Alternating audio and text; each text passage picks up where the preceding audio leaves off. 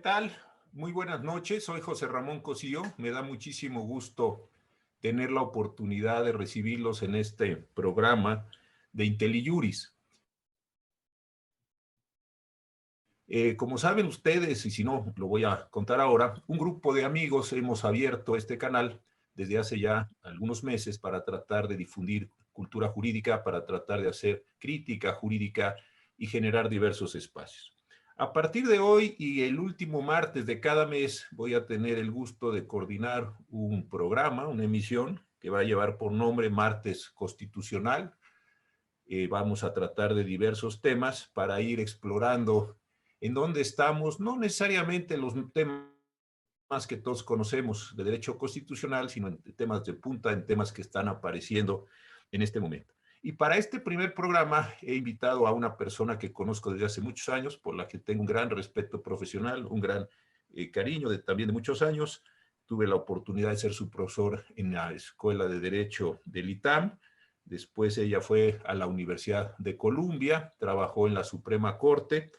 Estaba haciendo una muy potente carrera, pienso yo, en el derecho familiar, pero Luz Helena Orozco decidió incursionar en su tesis doctoral que está realizando en la Universidad de Oxford acerca del media law o la situación de la libertad de expresión y la regulación de las redes sociales.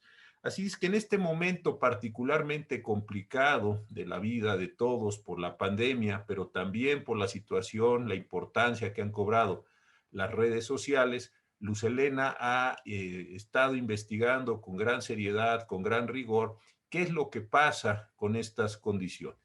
Todos tenemos razonablemente claro que la libertad de expresión se ejercía contra las autoridades públicas. No podía haber una censura previa, como dice la Constitución, no se podían embargar los elementos de la imprenta, como decían las constituciones decimonónicas.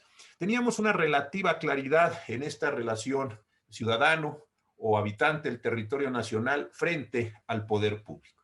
De repente aparecen las redes sociales, se genera un fenómeno increíblemente complejo. Por cierto, hace unos días en Twitter puse que una querida amiga me había regalado este libro de Alessandro Barico que se llama The Game, y esta querida amiga es precisamente Luz Helena. Es un libro muy interesante, es una secuencia larga de qué ha pasado con las redes y las implicaciones sociales que tienen, los desplazamientos culturales que se han dado. Entonces, el tema me parece por demás importante. Hace unos días vimos que cancelaron o suspendieron las cuentas del presidente Trump. También hubo aquí en México el señalamiento de que algunas personas, no lo digo, simplemente describo lo que leí, que eran simpatizantes del presidente López Obrador, también se iban a cancelar. En estos días hemos visto también que se han cancelado algunas otras cuentas o al menos suspendido por un tiempo hasta en tanto se investiga esta cuestión. Entonces, creo que aquí hay un fenómeno del derecho constitucional importantísimo, relativamente nuevo, que conviene ir explorando entre todos nosotros. Así es que, Luz Helena, con esta introducción que he hecho, de verdad, muchísimas gracias por estar aquí. Yo lamento mucho por el derecho familiar mexicano que tú hayas migrado a este campo porque lo estabas haciendo muy bien, tenías una imagen completa de todas las decisiones y el campo, pero creo que este asunto en el que vas a incursionar con tu tesis y que ya llevas tiempo trabajándolo es igual o más importante que el otro. A ver, vamos a comenzar, si te parece, con esta situación.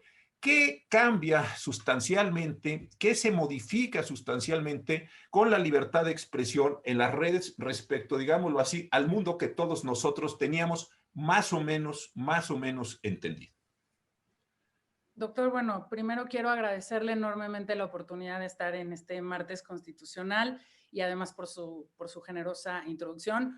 Obviamente el derecho de familia siempre estará en mi corazón y bueno, simplemente estoy muy interesada ahora en explorar este tema tan apasionante como son la libertad de expresión en las redes sociales, y en eso estoy justamente pues elaborando mi investigación doctoral. Yo sí creo que, como usted bien apunta, sí estamos frente a un cambio de paradigma en el flujo informativo.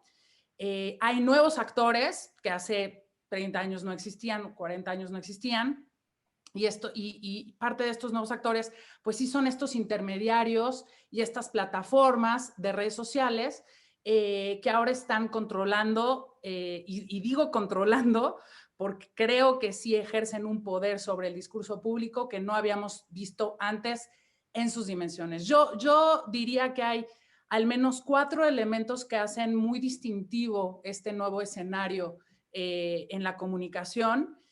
Diría el volumen y la escala, lo que estamos, la cantidad de información que se genera en Internet no tiene parangón.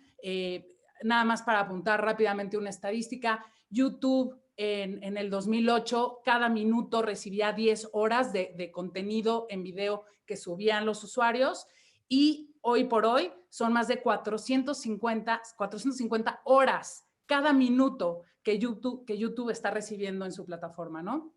Esto nos da Increíble.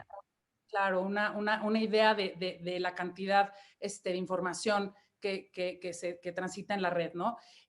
Un segundo aspecto es también la velocidad a la cual se propaga y se distribuye esta información que tiene pues alcances globales, ¿no? Lo cual no habíamos visto antes.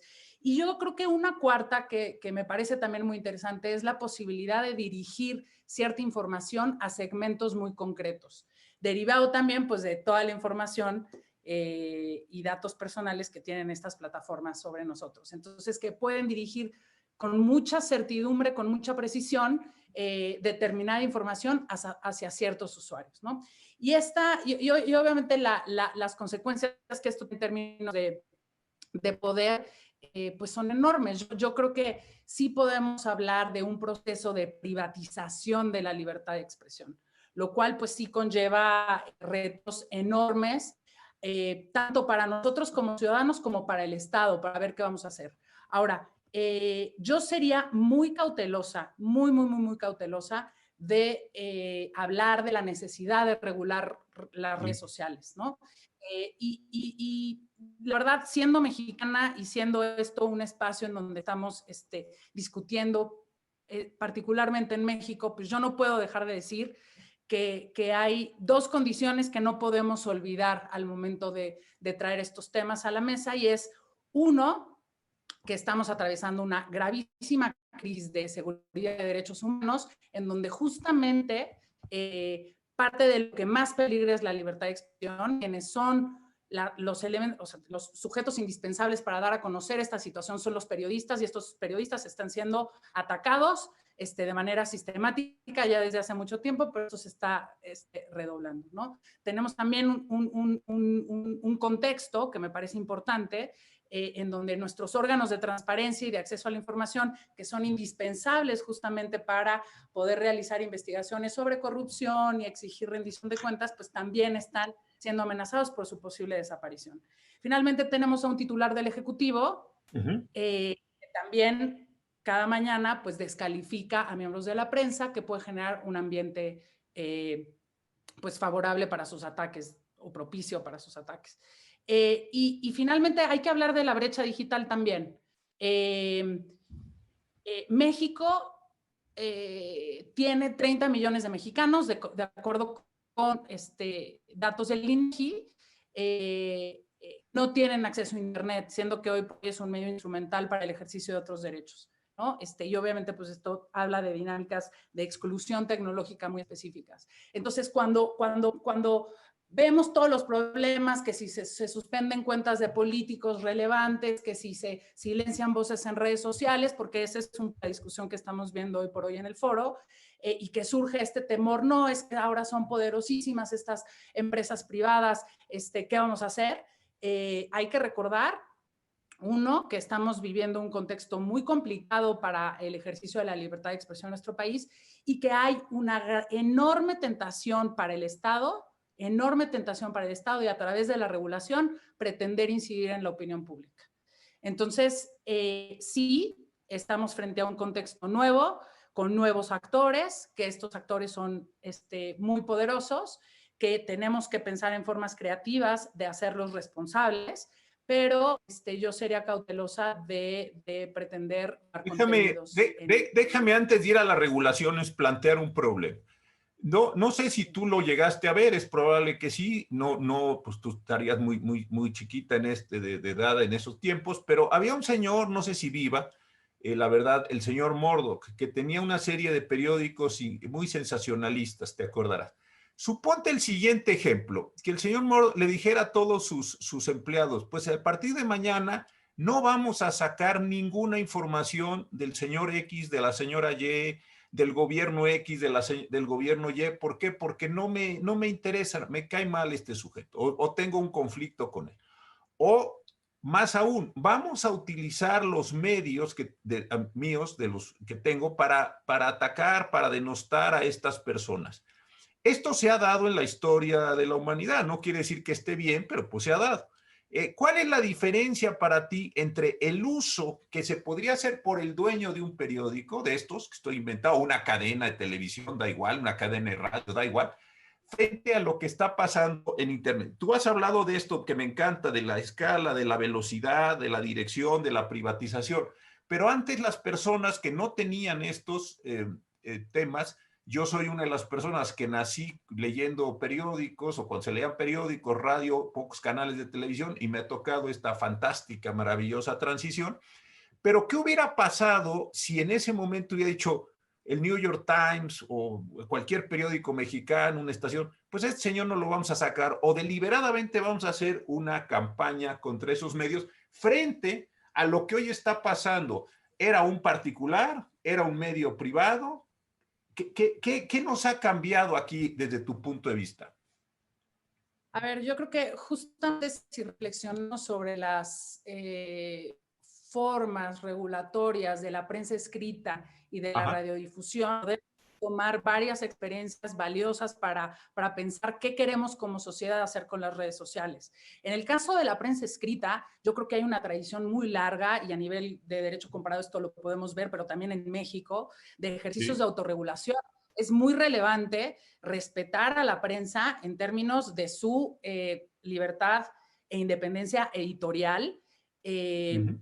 Y obviamente podemos pensar en ciertos principios rectores que pudieran insertarse en una regulación, pero jamás con una intervención directa del Estado, porque, insisto, en el caso de la prensa escrita es muy claro que existe una independencia editorial, y que lo que más apuntala el discurso público y la circulación de las ideas en libertad es justamente respetar esta decisión editorial de los periódicos, ¿no? Lo cual no quiere decir que el Estado esté atado de manos para propiciar el pluralismo, para generar me imagino, otros medios de comunicación públicos donde demos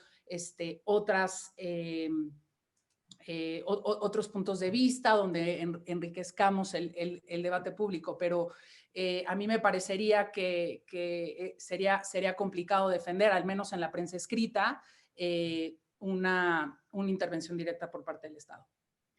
Sí, y aquí el otro día te acuerdas que platicábamos de esto, y a mí me quedé pensando mucho en lo que tú me comentabas en relación con tu tesis. Creo que hay una cuestión que es central, además de lo que tú estás diciendo. A ver qué opinión tienes, porque con lo que me diste este libro que me obsequiaste y lo que platicas, pero me parece un tema esencial.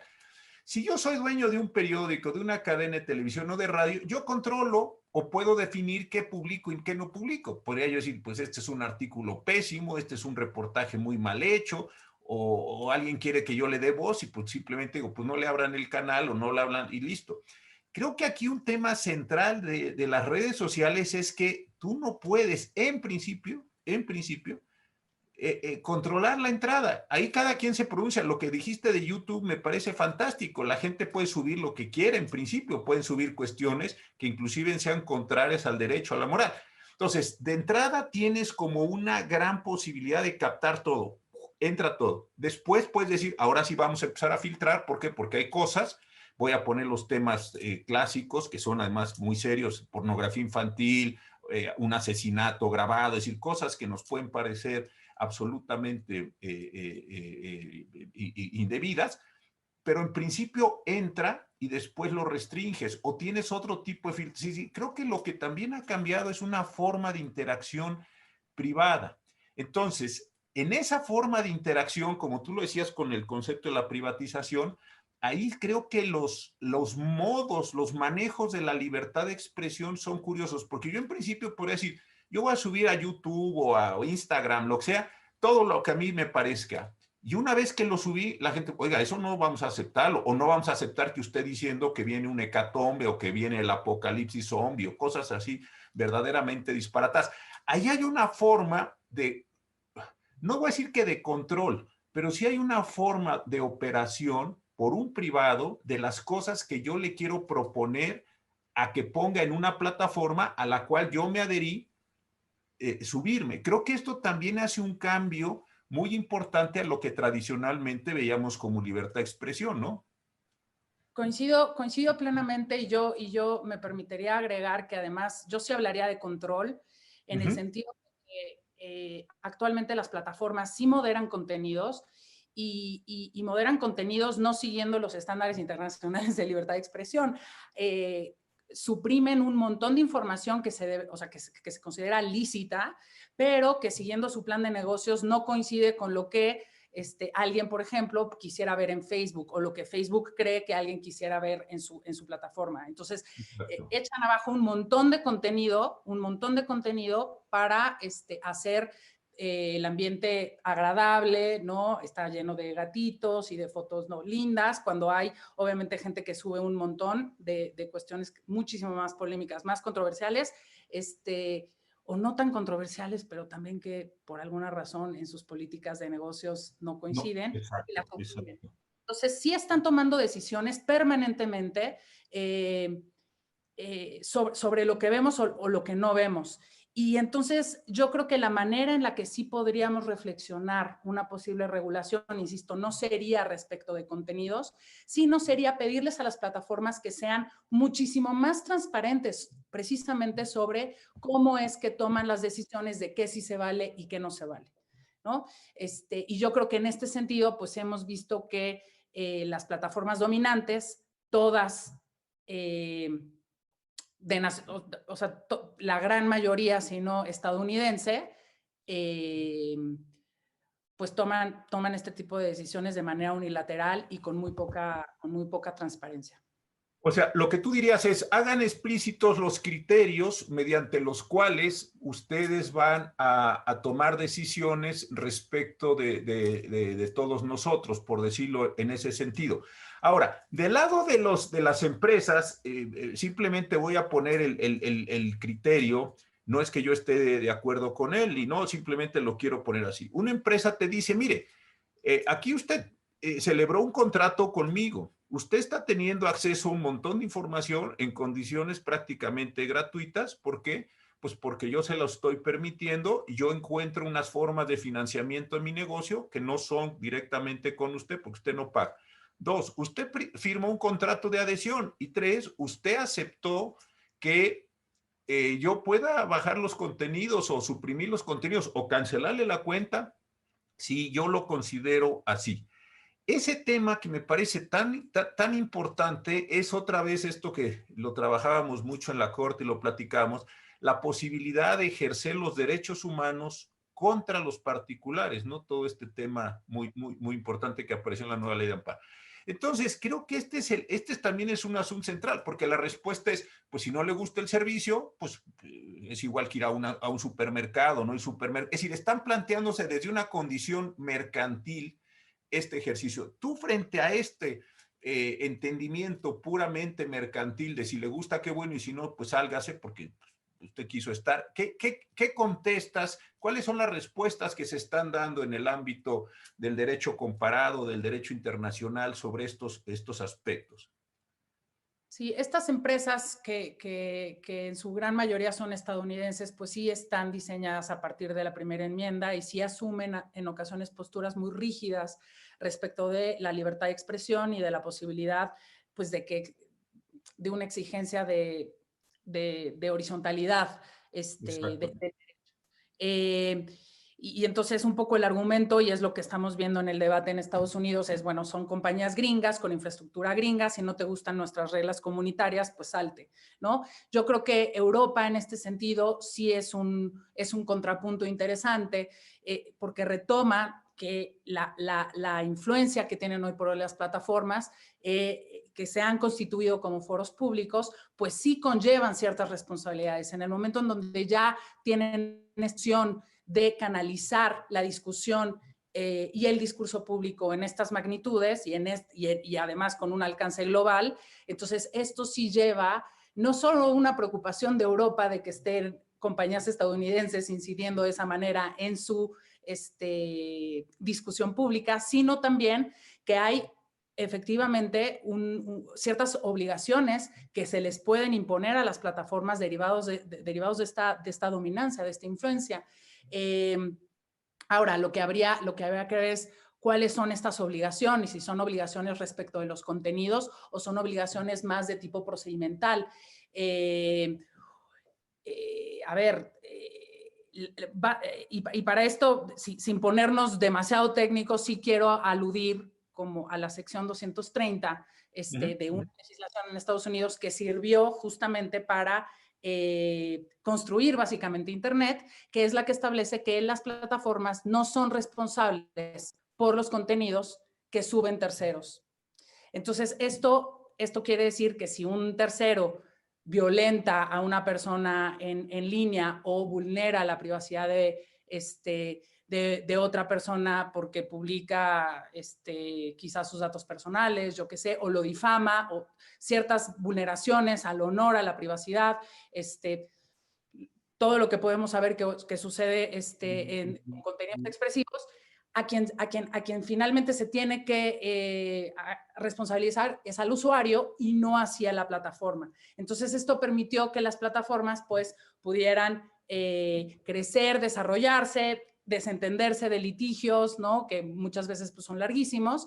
Y esta inmunidad, esto se conoce como la inmunidad que tienen las plataformas respecto de contenidos de terceros, pues también se emigró a Europa, y Europa pues a través de una directiva la hizo suya. Ahora bien, esto no quiere decir que en el sistema, si bien la inmunidad parece que es la regla, sí hay ocasiones en donde las plataformas son responsables respecto de contenidos de terceros. Y entonces sí empiezan, y esto es lo que ha sucedido en el contexto europeo, que me parece que es muy interesante, es, oye, si tienes responsabilidad, si permites que haya desinformación, por ejemplo, que es el caso de Francia, o el caso de Alemania, que ya también incorporó ciertas leyes en donde dice una ley en donde sí hace responsable a la plataforma de, oye, yo estoy viendo que hay que tal usuario negó el holocausto, esto está generando, ¿no? Discursos odiosos, incitación a la violencia, lo que sea, y si no lo retiras, entonces sí te puedo hacer responsable y sí te impongo sanciones. Paradójicamente, este tipo de regulación, este tipo de leyes que están haciendo en Europa, lo que hacen es empoderar a las compañías privadas porque les permiten tomar más decisiones sobre el contenido que se sube a las redes. Entonces, pues hay por ahí una paradoja también regulatoria de que al mismo tiempo que te pretendo controlar y pretendo establecer ciertas condiciones mínimas de discurso en línea, pues también empodera como agentes colaterales de posible censura a las plataformas. Entonces, Fíjate, bueno. ahí tocaste dos puntos que me parecen importantísimos. Está claro que la educación la imparte o la regula o la Secretaría de Educación, que la salud la otorga o la regula la Secretaría de Salud, etcétera, etcétera. Eso está claro. Pero en este mundo de Internet, ¿cuál es el órgano o el conjunto de órganos que tienen una relación con las redes sociales? Creo que ese es un tema interesante. La Secretaría de Economía, pues de la parte mínima, la Secretaría de Hacienda en otra parte mínima, desde luego en la parte, el SAT, pero ¿cuál es como digamos la agencia gubernamental que se encarga o que tiene las posibilidades? Lo que me parece que está quedando es por default que ante la ausencia de esas agencias gubernamentales, el diseño de esas agencias gubernamentales inclusive, Entonces quedan los jueces como últimos valedores, como últimos apoyadores de estas cuestiones. Pero pues tú mejor que yo lo conoce, que muchos de los temas que se tienen que ver por vía de las redes sociales, las cláusulas de litigio del contrato de adhesión que firmaste, pues te mandan a los tribunales de California.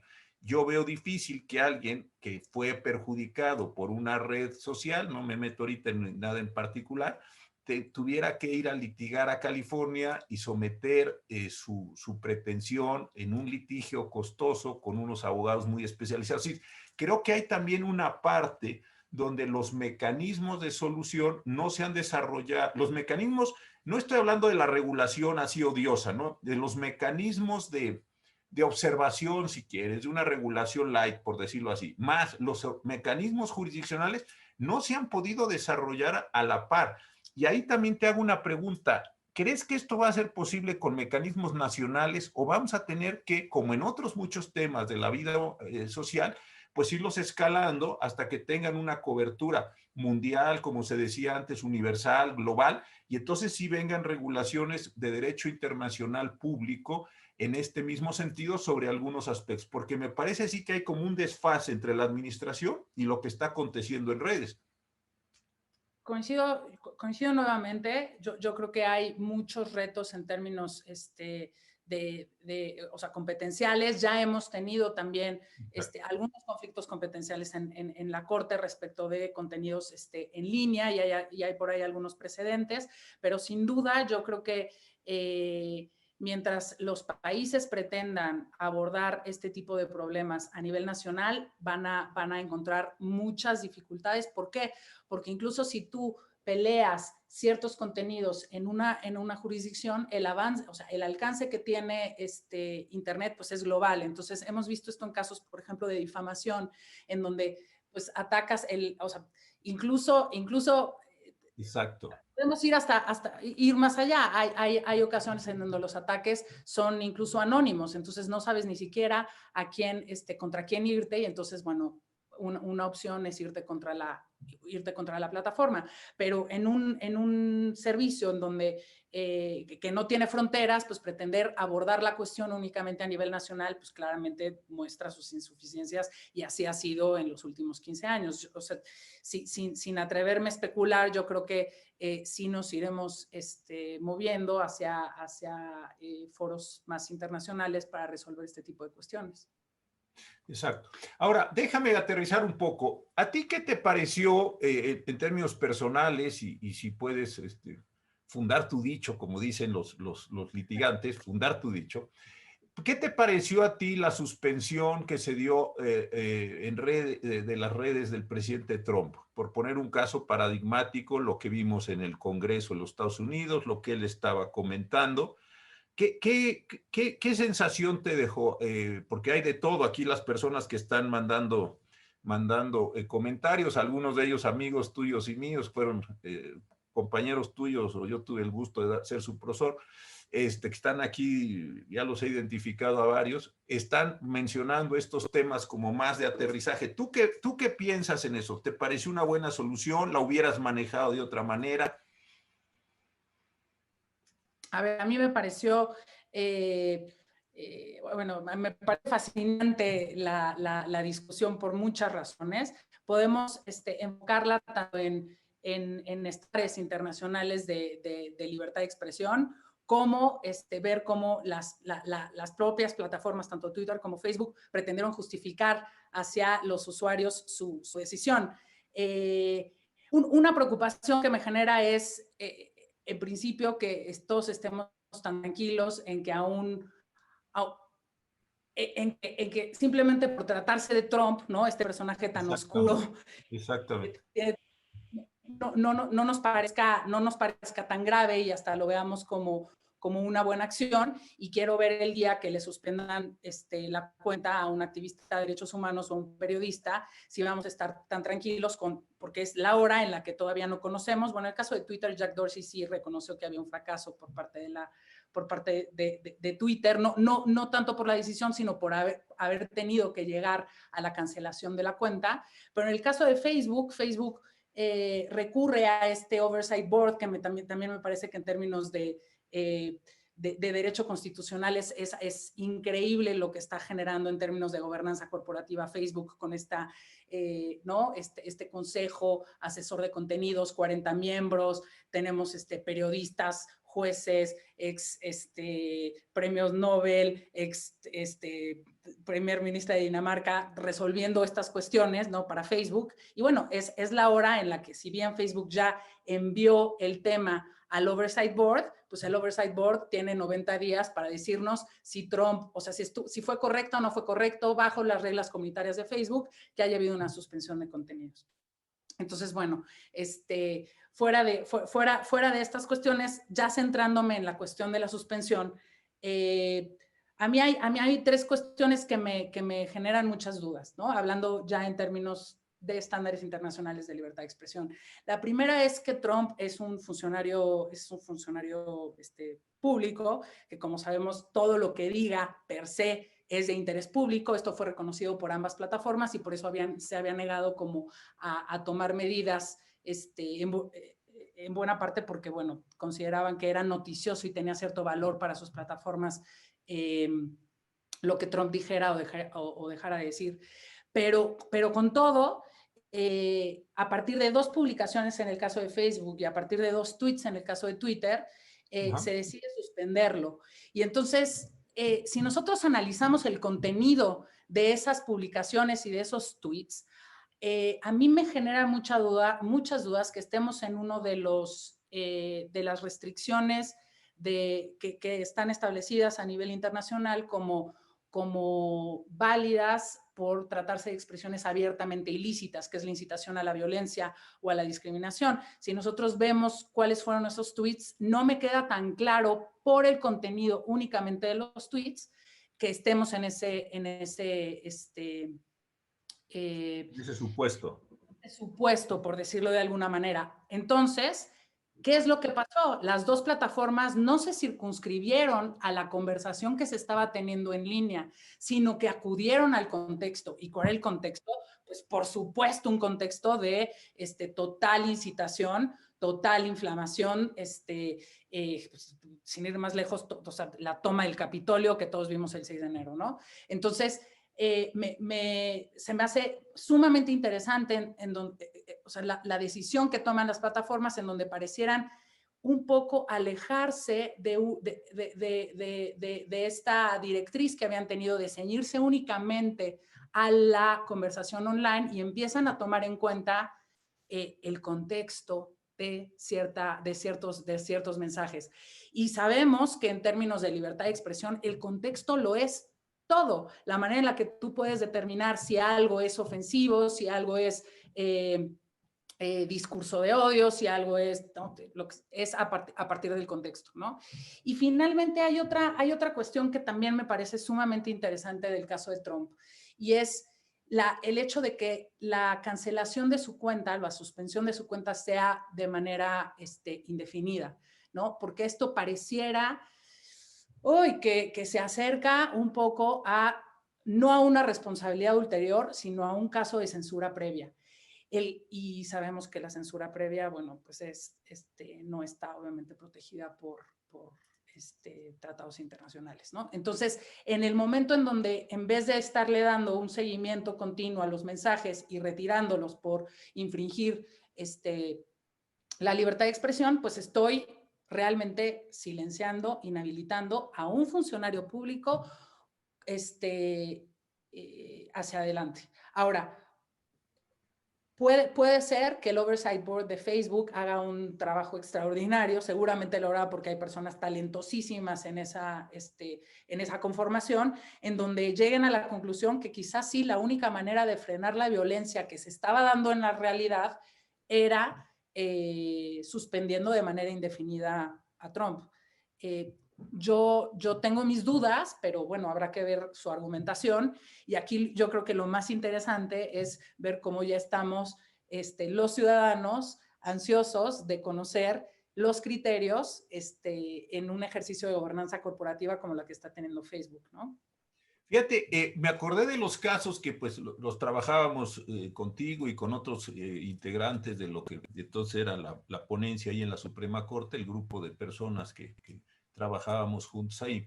Y esta parte que acá decir me parece muy interesante, que es el tema del contexto, porque realmente tú lo que decías, una expresión así dicha, ¿te acuerdas un conflicto que tuvimos de periodistas en Puebla donde no, entre dos medios se ofendieron? Y finalmente llegaron en un litigio. Pero ahí el contexto, como tú lo dices muy bien, es central. Las frases por sí solas, las palabras por sí solas, en un número importante de ocasiones no lo dicen, sino tienes que entenderlo, quién lo dijo, dónde lo dijo, con qué grado de relevancia, superioridad, en fin, los elementos que ya se conocen en este caso. Pero lo que acabas de decir es bien interesante porque entonces lo que le estaríamos admitiendo o estaríamos aceptando es que cualquiera de las redes, no particularizo, tendría que hacer un análisis contextual, como el que dices tú, que eso es un tema súper interesante, porque ya no es salirte del mensaje, déjame decirlo, es salirte de la pantalla, dependiendo del aparato que cada quien tenga, e irte como a una pesquisa general, decir, ¿y qué produjo este discurso que dijo este señor? Pues que incendiaran el Capitolio, no, pues eso sí es gravísimo, pero en otro caso, entonces sí tienes que hacer como un contexto y sí le estás dando una condición pues de policía prácticamente para salir a hacer pesquisas. Digo, no estoy diciendo que esté en contra, a lo mejor es la única solución que hay en este caso, pero sí estás abriendo una posibilidad de un contexto bárbaro en ese aspecto, ¿no? Hay justamente respecto de la importancia del contexto para valorar la ilicitud o la licitud de una expresión, me parece que en el contexto específico de la moderación de contenidos, esto ha dado ha sido muy controversial en el caso de las plataformas, donde tienen estas empresas de outsourcing que se dedican Sí. justamente a analizar si bajan o no bajan determinadas expresiones. Y entonces, algo que, por ejemplo, podría una persona en Malasia considerar profundamente ofensivo, pues quizá en México no lo sería, y entonces, bueno, totalmente irrelevante si te vas a Dinamarca o totalmente. Entonces, esta cuestión geográfica, en donde para valorar ciertos elementos culturales, es indispensable tener a gente que esté en cancha, por decirlo de alguna manera, en el terreno, es algo que ha orillado a que varios estudiosos académicos sostengan que la única viabilidad para la moderación de contenidos de plataformas es que siempre estas actúen a nivel local, con moderadores locales que puedan entender el contexto de determinadas expresiones y que siempre en el lugar en donde tengan presencia de negocios deban contratar e involucrarse con la sociedad civil. Y esto va más allá. Este ejercicio que pareciera un poco utópico, es la propuesta que tiene el exrelator de Naciones Unidas, David Kaye, justamente para facilitar la moderación de contenidos y democratizar, esa es la palabra que usan, a la Jack Balkin, esta cultura de cómo las empresas están generando, están moldeando la opinión pública, subiendo y bajando contenidos. Entonces, bueno, pues sí. Y fíjate, y déjame rezar a tu respuesta anterior o a tu comentario anterior cuando estás hablando del contexto. También tú decías, está este comité de 40 personas para Facebook, muy importante, muy bien hecho, etcétera. Pero esto te va llevando a la idea de, primero, de una autorregulación. Es Facebook quien crea su comité, es Facebook quien designa quiénes son y cuánto duran, etcétera, cómo se movilizan. Y estás creando, hombre, quiero ser cuidadoso en las palabras, pero también quiero que con una palabra se quede clara la imagen. Estás generando un tribunal supranacional, que es el que a final de cuentas te dice, pues no, a juicio de este comité, el presidente Trump tenía todo el derecho, o estuvo muy bien lo que hizo, o qué barbaridad lo que hizo y qué bueno, y ratificamos la decisión. Pero si estás la misma dinámica de las redes te está generando la construcción de su propia institucionalidad, que por un lado está fuera de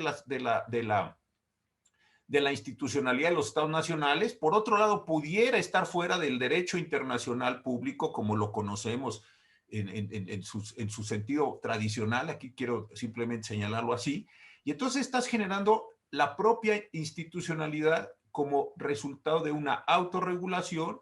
Y ahí viene entonces el tema central. ¿Y cómo ejerzo mi libertad de expresión, que es un derecho concedido nacionalmente, frente a esa instancia un poco pues, que tú lo acabas de describir perfectamente, con gente valiosa, eso no está a discusión? Ahí hay también otra vez, es decir, puedo ejercer mi derecho contra un particular en una posición de autorregulación que está en una condición supranacionalmente establecida. Ay, caray, ahí hay como otro tema muy importante de ver, que desde luego está rompiendo todo lo que sabíamos, como decías tú, todos los paradigmas con los cuales nos hemos movido estos años. Por supuesto que hay un cuestionamiento al inicio de que esta Suprema Corte de Facebook pueda al final dirimir controversias de manera legítima, ¿no? Hay, Sí, hay, sí, hay, hay un problema de legitimidad bastante sí. central en toda la idea de que sea un modelo de autorregulación, lo que al final se adopte. Esto frente a una inactividad de los estados que pareciera que no va a durar mucho. Ahora, en lo que podemos pensar, y yo creo que como una alternativa frente a esta cuestión de legitimidad, es que la regulación, en lugar de pretender irse directamente a los contenidos, sí puede establecer un piso mínimo donde se le exija a las plataformas sí contar con un órgano independiente, técnico, en donde haya un mecanismo de apelaciones, donde se respete el debido proceso. O sea, esos son escenarios en donde las plataformas estén obligadas a presentar reportes de transparencia. Esto lo ha hecho, por ejemplo, Alemania. Y entonces, esta especie de metaregulación en donde se crean incentivos para que las plataformas generen determinados mecanismos, burocracias encargadas, ¿no? O sea, Sí, de sí. generar ambientes propicios para la libertad de expresión. Esta es justamente la discusión que se está dando en Europa como una salida a un problema enorme, porque lo que obviamente se pretende también evitar es una intervención directa del Estado, porque no queremos pasar de cuestionar la ley de la plataforma a la ley estatal con, con una incidencia tal que ahora estemos hablando de censura estatal, ¿no? Ya tenemos Exacto. el problema de censura privada, no censura estatal.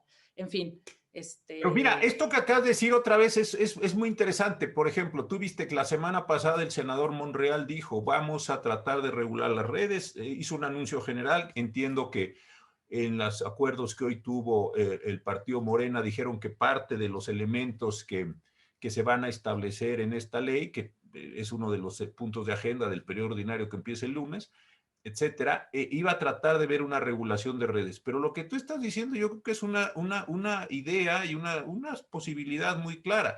Te acordarás, por ejemplo, que hace años el periódico El País tenía el ombudsman del lector, ¿no? Que era una idea muy buena. Cuando el periódico publicaba cosas, pues alguien le escribía al ombudsman del lector y le decía, oiga, el uso de los géneros o el uso de ciertas palabras o por qué siempre pasan unas cosas, ¿no? Y entonces el ombudsman tomaba posición contra el propio medio, diciendo, pues sí, sí nos equivocamos, esa foto era muy inadecuada. Me acuerdo alguna vez de un chiquito que no estaba ahí debidamente cubierto el rostro, entonces quedaba, en fin, todo ese tipo de cosas habría un dalo.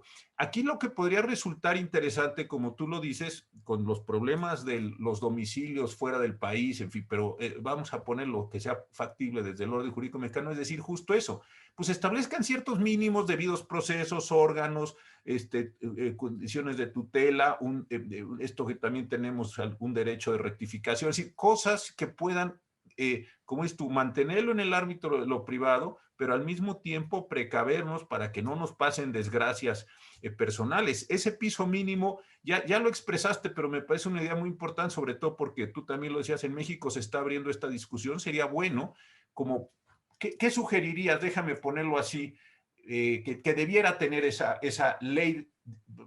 La regulación, coincido contigo, no me gustaría ver el Estado metido y ahí regañando a todo el mundo y diciéndonos que sí, que no podemos leer. Eso desde luego no. Pero, ¿qué te gustaría ver en este sentido de un equilibrio, en esa probable ley de regulación, por decirlo de esta forma? Doctor, yo sería más partidaria de un ejercicio de autorregulación. Le tengo demasiadas reservas a una posible ley. Pero suponte que la hagan, la semana que entra se arrancan con una gran iniciativa y yo órale, le dan con todo a la ley. ¿Qué dirías? Hijo, esto sí, sí, y esto sí, de plano no. Yo también estoy como tú, pero ¿qué podríamos discutir en esto? Yo sí me iría a que este piso mínimo, por llamarlo de alguna Ajá, manera, ajá.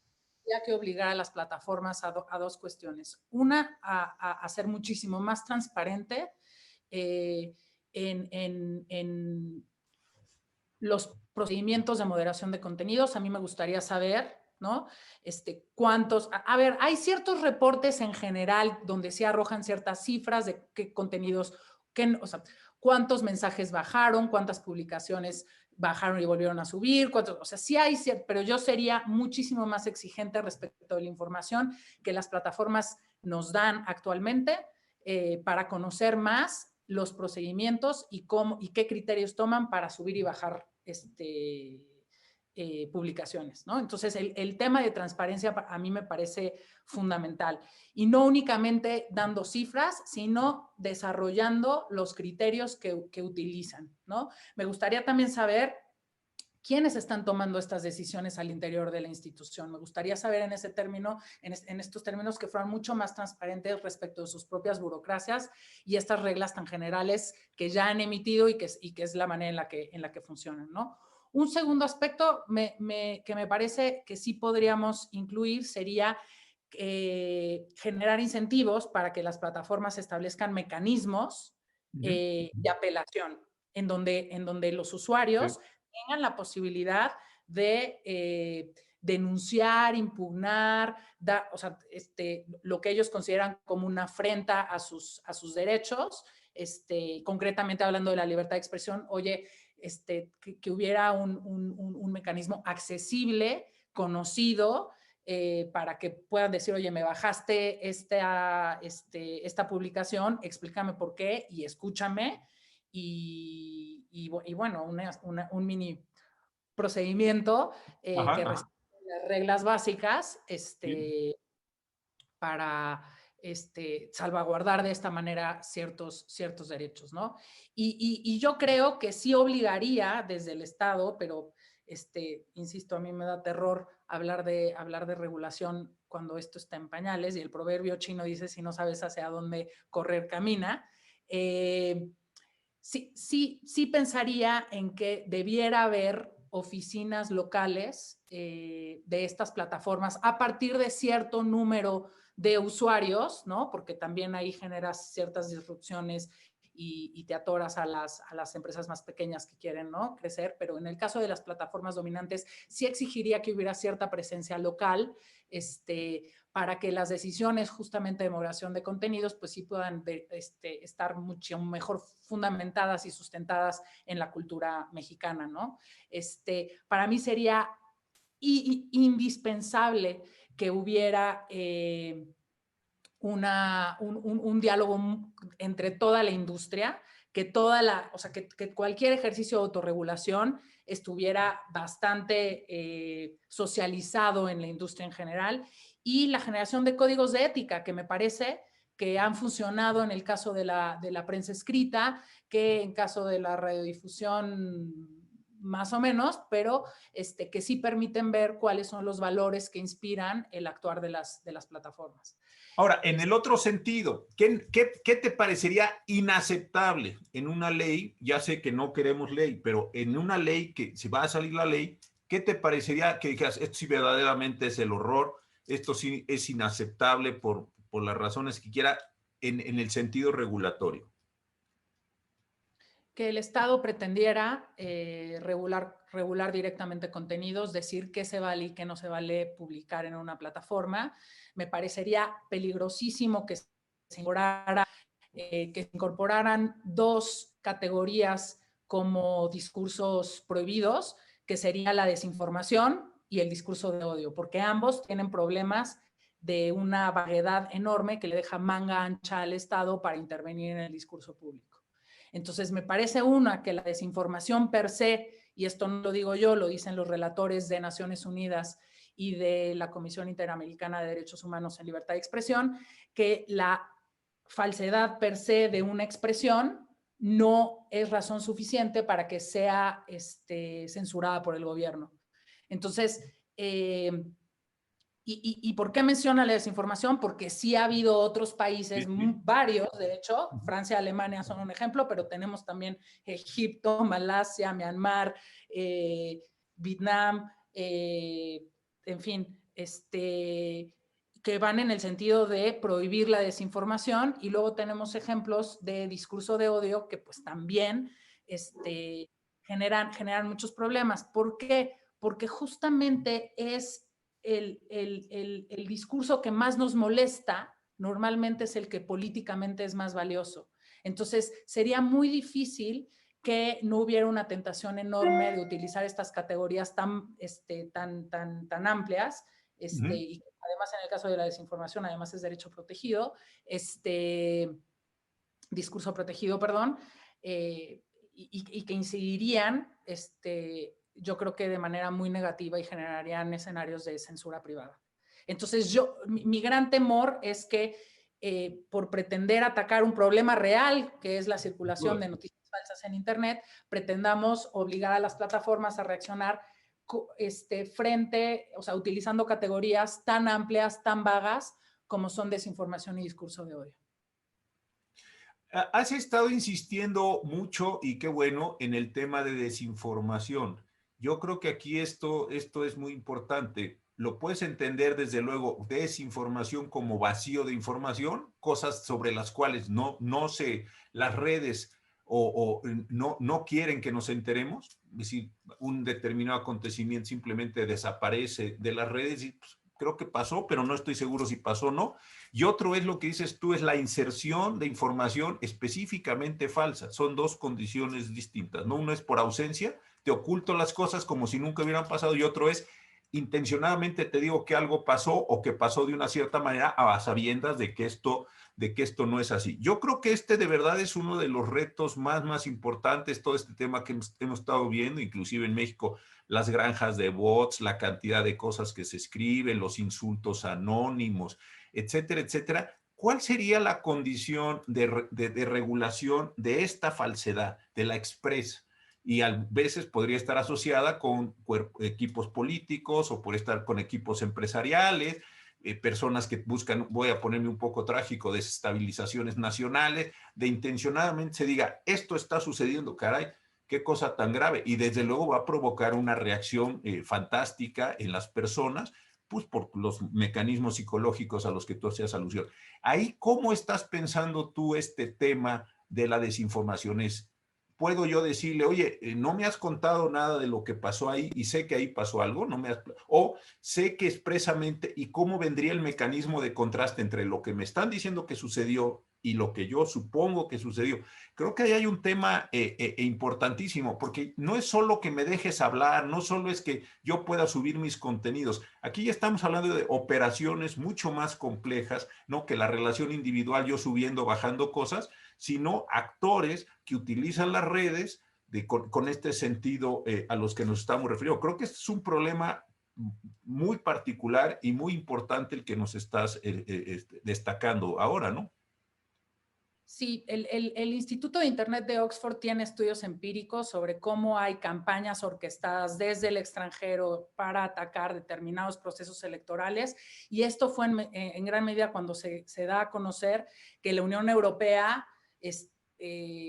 se pone a pensar en cómo regular y cómo atacar las llamadas fake news y la desinformación, justamente con miedo de que tenga la estatura de poner en riesgo la democracia misma en Europa. Entonces sí es un problema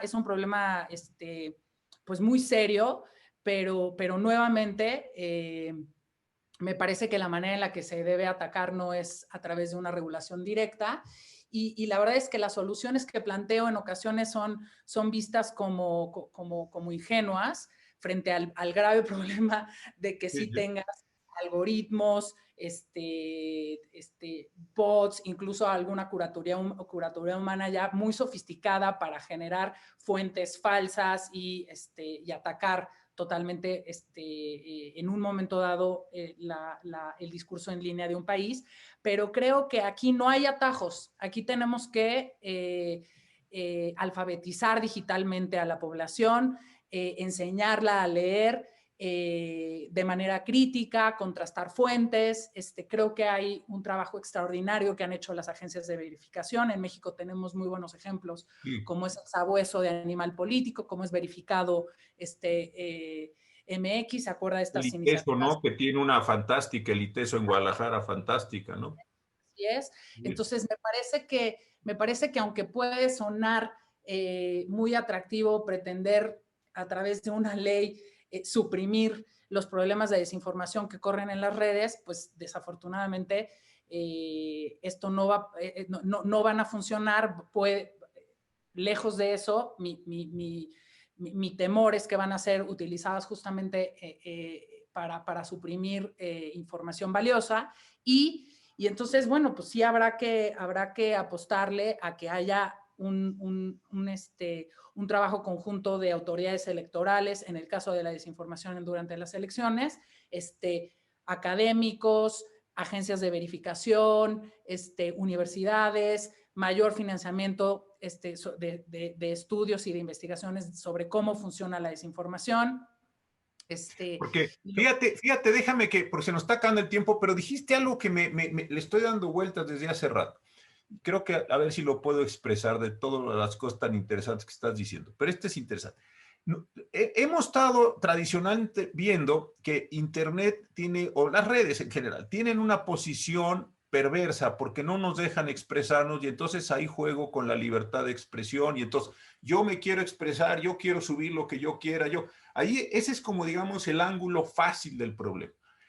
No es la solución fácil, pero es el ángulo fácil de detectar. Pero al mismo tiempo en lo que tú estás diciendo, que no queremos desinformación, sea por omisión de información o sea por información deformada, para usar una expresión rápida, ahí le estás pidiendo que tenga un carácter tutelar respecto de la población, es decir, no solo me dejes expresar, sino haz que los que se expresen con verdad o se expresen lo más cercano posible a la verdad. Hay como una doble dimensión del problema súper complicada. ¿Por qué? Porque, no, insisto, no solo es que piquen un botón y me bajen de la plataforma. Aquí es, oye, los que están subiendo tonterías o tienen una granja o están haciendo cosas muy perversas, por favor corrígelos para que lo que yo reciba sea adecuado. Hay una doble dimensión muy tensa ahí, ¿no? Bueno, esa tensión, además, yo creo que se traduce en algo que podemos ver de una manera muy simple. La distinción entre lo que es verdad y lo que es mentira jamás es fácil, ¿no? Hay información que simplemente no puede estar sometida a pruebas, ¿no? Los juicios de valor, las opiniones, ¿no? Pero entonces, ponernos, o sea, o poner a las plataformas como ministerios de verdad es justamente en el que no queremos estar. Exactamente. Entonces o sea, ahí como ciudadanos tenemos que hacer, pues yo creo que un trabajo enorme para evitar que con el pretexto de las fake news y de la desinformación se entre a regular y a limitar todavía más nuestro discurso, o sea, sí, nuestra libertad de expresión en las plataformas de redes sociales. Pues mira, para ir terminando, todavía nos quedan unos minutos, pero a mí lo que me está gustando mucho de tu trabajo, de lo que estás haciendo en la tesis, es que estás entendiendo el fenómeno, porque en muchas ocasiones a mí me ha platicado la Suprema Corte, cuando estábamos todos por ahí, que a veces los que hacen las normas no comprenden el fenómeno que tienen enfrente, entonces tienen una caricatura, una imagen muy simple, y consecuentemente se ponen a regular sin entender qué es lo que están tratando de hacer y luego salen unas soluciones que pues están peores que la enfermedad. Yo creo que esto que estás tú haciendo de meterte, comprender el fenómeno electrónico y la totalidad de sus posibilidades, ¿no? Por ejemplo, con este libro de Barico, etcétera, creo que ese es el principio de una buena regulación. De otra forma, pues regularás algo que se parece a las redes, pero no son las redes porque no tienes una aproximación en este caso. Yo supongo que lo que están haciendo ahí en el Instituto de Oxford, digo, estoy hablando de una de las mejores universidades del mundo y de las mejores academias del mundo, es precisamente comprender todas las implicaciones y no salir ahí con una, como dices tú, echarse a correr cuando todavía no sabemos ni siquiera a veces ni caminar o estamos aprendiendo a caminar. Creo que este es un asunto central para los abogados, no solo en este caso de las redes, sino en general de lo que nos corresponde hacer, ¿no? Bueno, yo coincido, que sé que sé que además tenemos una sensación de premura, ¿no? Va a ser muy interesante ver lo que sucede en el proceso electoral. Ya, por ejemplo, hablando de las autoridades electorales, vi acercamientos desde las elecciones pasadas entre el INE y Facebook justamente para colaborar y evitar la desinformación y las fake news y que las plataformas pudieran tener acceso a información directa, y eso está visto a nivel internacional como una buena práctica.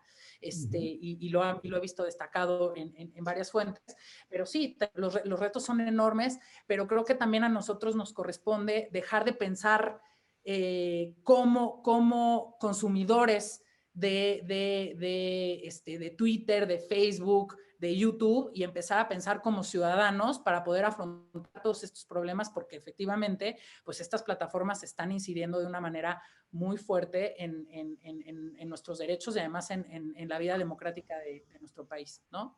Entonces, bueno, pues sí, hay que seguir estudiando. Hay que seguirlo. Pues Luz, muchísimas gracias por estar aquí en este programa. De verdad me da mucho gusto. Hoy empezamos en este esfuerzo de IntelliJuris con los martes constitucionales y qué mejor que hayas estado tú aquí con nosotros esta noche. De verdad, muchísimas gracias. Apúrate mucho con la tesis para que la podamos presentar aquí ya que sea libro, ¿eh? Porque también estoy seguro que va a quedar una tesis espléndida y luego un libro magnífico. De verdad, muchísimas gracias por estar aquí con nosotros, que te hayas tomado el tiempo. Doctor, muchísimas gracias más bien a usted y le agradezco enormemente, siempre un gusto platicar. Gracias. Y pues con esto damos por concluido el programa del día de hoy. Como les decía, vamos a estar aquí los últimos martes de cada mes. El próximo será el martes 23 de febrero y buscaremos un tema así tan interesante, tan apasionante para reflexionar no solo en lo que los problemas históricos tradicionales del derecho constitucional, sino los problemas y los retos que se están dando en el mundo y en nuestro país en materia constitucional. Muchísimas gracias, gracias Luz, gracias a todos los que nos vieron. Muy buenas noches.